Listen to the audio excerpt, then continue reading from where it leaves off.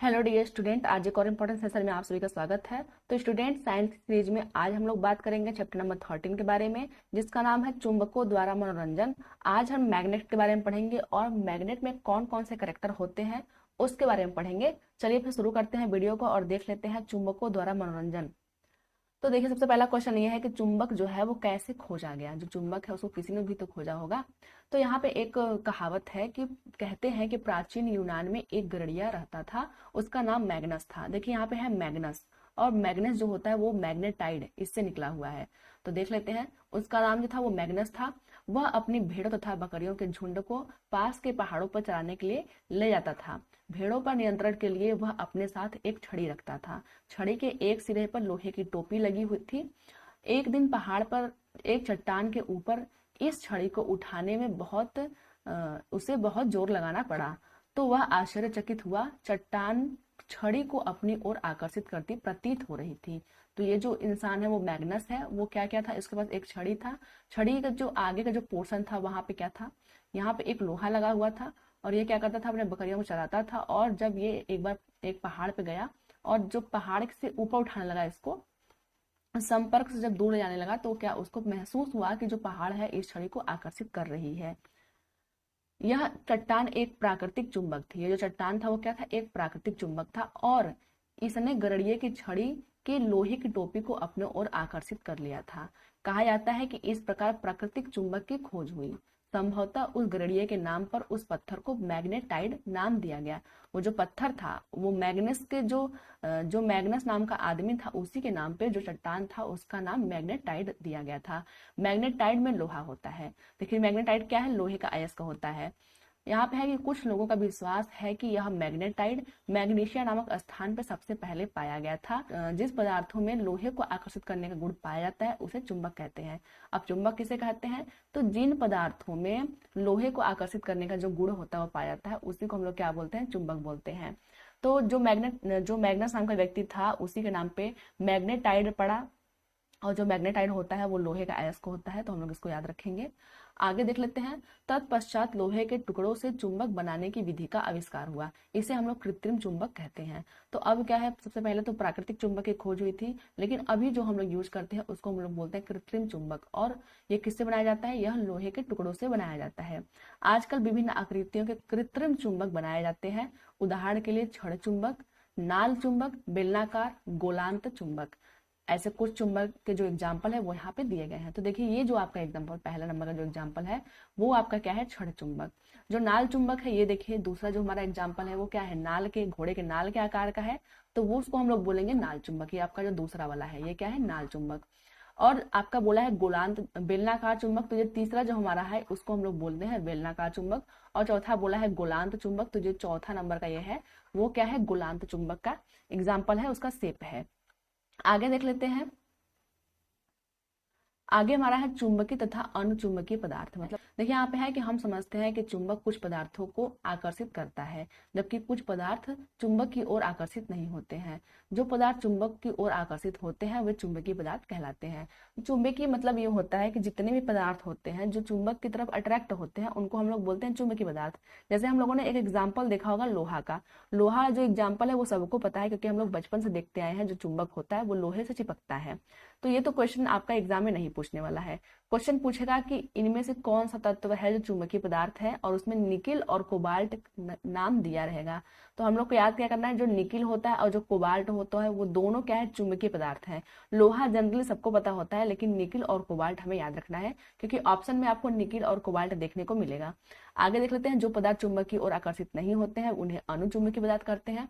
जैसे लकड़ी हो गया, बाकी पत्थर हो गया, ये सब क्या होते हैं, अनुचुंबकीय पदार्थ होते हैं, जो कि चुंबक से आकर्षित नहीं होते हैं। आगे है चुंबक के ध्रुव। देखिए जो चुंबक का ध्रुव होता है वो काफी इंपॉर्टेंट होता है। यहाँ पे है अधिकतर लोहे का बुरादा छड़ की चुंबक के दोनों सिरों पर चिपकता है। जैसे यहाँ पे आपको एनसीईआरटी में क्या दिया गया था, एक एक्सपेरिमेंट दिया गया था कि अगर आपको पता करना है कि सबसे अधिक जो है चुंबकीय गुण कहाँ पाया जाता है, तो उसके लिए क्या किया कि आप कुछ लोहे के बुरादा को ले लीजिए, इस प्रकार से लोहे के छेदन को ले लीजिए, उसके बीच में क्या करना था, एक चुंबक को घुमाना था। सपोज करते हैं ये हमारा चुंबक है, तो इसको क्या था, लोहे के बुरादे के बीच में घुमाना था। तो उसमें हम लोगों ने ऑब्जर्वेशन किया था कि अधिकतर लोहे का जो बुरादा होता है क्षण चुंबक के दोनों सिरों पे चिपकता है। तो अधिकतर जो होते हैं वो इस साइड में चिपकते हैं और इस साइड में चिपकते हैं, जैसे इस फिगर में दिखाया गया है। देखिए ये क्या है, ये ध्रुव है और ये भी क्या है, ध्रुव है। तो इससे हम लोग एक नतीजा निकाल सकते हैं कि जो चुंबकीय जो गुण होता है वो सबसे अधिक किनारों पे होता है, और किनारों को हम लोग ध्रुव बोलते हैं। ये जो ध्रुव वर्ड है हम लोग किनारों को बोलते हैं। इसका मतलब जो चुंबकीय जो क्षेत्र का जो प्रभाव सबसे अधिक है वो क्या है, किनारों पे है, और बीच में सबसे कम है। बीच की बात करें सबसे कम है। देखिए जो मैग्नेट होता है, अगर सपोज करते हैं ये एक मैग्नेट है, तो सबसे अधिक तो किनारों पे रहता है। फिर जैसे जैसे हम लोग अंदर की तरफ जाते हैं वो क्या होता है, घटता जाता है। इधर हम लोग अंदर की तरफ आएंगे तो घटता जाएगा, सबसे अधिक किनारों पर रहेगा, और सबसे कम जो होता है वो सबसे बीच में होता है। इसको हम लोग याद रखेंगे। आगे है दिशाएं ज्ञात करना। तो देखिए दिशाओं को हम लोग ज्ञात कैसे कर सकते हैं। तो यहाँ पे दिया गया है सभी चुंबकों को दो ध्रुव होते हैं। जो चुंबक थे, सपोज करते हैं ये हो गया, तो हम लोग इसको प्लस माइनस नहीं करते हैं, हम लोग इसको बोलते हैं नॉर्थ और साउथ। नॉर्थ साउथ दो ध्रुव होते हैं, चाहे उनका आकार कैसा भी हो, आकार चाहे क्षण चुंबक हो चाहे नाल चुंबक हो, कोई भी चुंबक होता है उसको दो ध्रुव होते हैं। समांतर चुंबकों पर उत्तर नॉर्थ तथा दक्षिण एस ध्रुवों को अंकित करते हैं। नॉर्थ को एन से और जो आपका साउथ होता है उसको हम लोग एस से डिनोट करते हैं। आगे है कि हमने देखा कि स्वतंत्र लटका हुआ चुंबक सदैव एक निश्चित दिशा में विराम में आता है जो उत्तर और दक्षिण है। तो यहाँ पे क्या था कि आपके एनसीईआरटी में एक एक्सपेरिमेंट दिया गया था कि हम लोग क्या करते हैं कि एक रस्सी से एक चुंबक को बांध करके स्वतंत्र रूप से छोड़ देते हैं। तो ये क्या होता है, जो चुंबक होता है वो हमेशा क्या होता है, एक ही निश्चित दिशा में ठहरता है। वो जो निश्चित जो दिशा थी उसको हम लोग बोलते हैं उत्तर और दक्षिण दिशा में। उत्तर और दक्षिण दिशा में ये ठहरता है, इसी की वजह से हम लोग क्या करते हैं, दिशाएं ज्ञात कर सकते हैं। तो देखिए यहाँ पे क्या है कि चुंबकों के इस गुण पर आधारित एक युक्ति विकसित की गई। यह कंपास, जिसको हम लोग बोलते हैं दिक सूचक। दिक सूचक का मतलब क्या होता है, दिक सूचक का मतलब होता है ऐसा चीज जिससे हमें दिशाओं का ज्ञान होता है, के नाम से जानी जाती है। कंपास समानतः कांच के ढक्कन वाली एक छोटी डिब्बी होती है। यह एक चुंबकित सुई डिब्बी के अंदर एक धुरी पर लगी होती है जो स्वतंत्रता पूर्वक घूमती है। सबसे पहले हम लोग कंपास का फिगर देखेंगे, उसके बाद हम लोग कुछ बताएंगे। तो ये देखिए ये है आपका कंपास। यहाँ पे क्या होता है, एक गोल सी डिब्बी है, ये क्या आपको डिब्बी दिखाई दे रही है, और क्या है ये एक शीशे का बना हुआ आपका ऊपर से ढक्कन है। इसमें क्या होता है, एक सुई लगी हुई है, देखिए बीच में बेस इसका है, और क्या है ये जो सुई होती है वो स्वतंत्र रूप से होती है। और जब भी जहां भी हमें दिशा ज्ञात करना होता है उसको हम लोग क्या करते हैं, वही ले जाकर के रख देते हैं। और क्या होता है, ये हमेशा नॉर्थ और साउथ दिशा में क्या होता है, सुई रुक जाती है। यहाँ पे क्या है, नॉर्थ है, और यहाँ पे क्या है, साउथ आपका पोल है। हम लोग पता कैसे करेंगे कौन सा नॉर्थ और कौन सा साउथ है।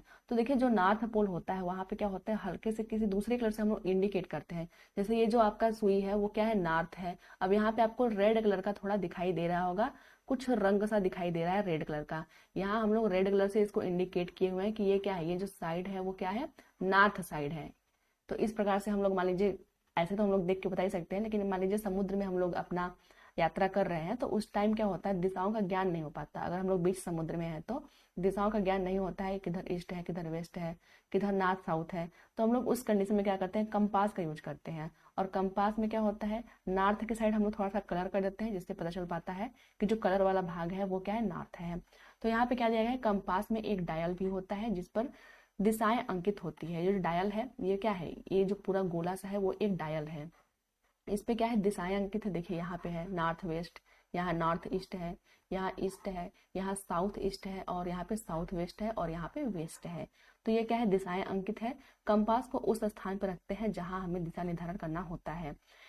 इसकी सुई विरामावस्था में उत्तर और दक्षिण दिशा को निर्देशित करती है। जैसे मैंने बताया कि जो इसकी जो सुई है वो हमेशा उत्तर और दक्षिण दिशा में ठहरती है। आगे दिया गया है, कंपास को तब तक घुमाते हैं जब तक कि डायल पे अंकित उत्तर और दक्षिण के चिन्ह सुई के दोनों सिरों पर ना आ जाए। जैसे ये क्या होता है, फ्लक्चुएट करता रहता है, इसको हम लोग घुमाते रहते हैं जब तक कि जो सुई है, ये आपकी जो सुई है वो नॉर्थ और साउथ जो दिशा है उस पर ना आ जाए। चुंबकीय सुई के उत्तरी ध्रुव की पहचान के लिए समानतः इसे भिन्न रंग से पेंट किया जाता है। जैसे मैंने बताया कि जो नॉर्थ पोल इसका है इसको हम लोग किसी अलग कलर से पेंट करते हैं ताकि हमें पता चल पाए कि ये नॉर्थ पोल है। याद रखिएगा, नॉर्थ पोल को पेंट करते हैं, ये आप लोग ध्यान रखिएगा। आगे है कुछ चेतावनी है। क्या चेतावनी है, ये तो चेतावनी जो है चुंबक के बारे में है।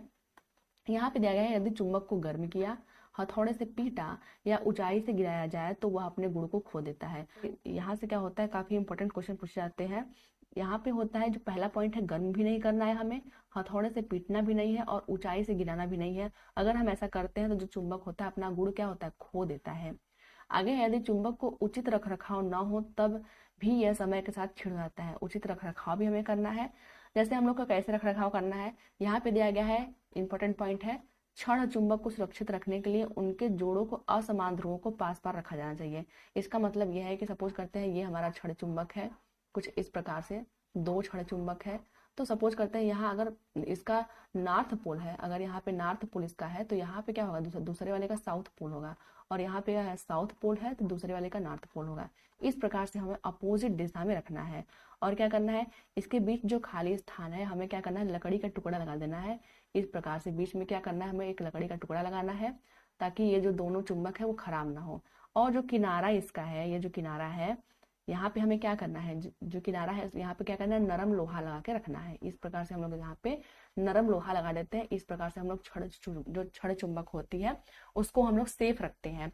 तो यहाँ पे है कि उनके जोड़ों के असमान ध्रुवों को पास पास रखा जाना चाहिए। तो हम लोगों ने क्या किया, असमान ध्रुवों को पास पास रख दिया है।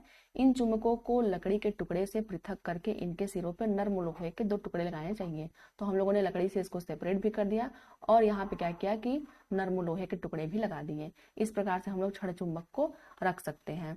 आगे है नाल चुंबक कैसे रखेंगे, तो देखिए इसका भंडारण करने के लिए इनके ध्रुवों के संपर्क में लोहे का टुकड़ा रखना चाहिए। तो ये जो देखिए नाल है मतलब घोड़े के पैर के आकार के है, घोड़े के नाल के आकार का है।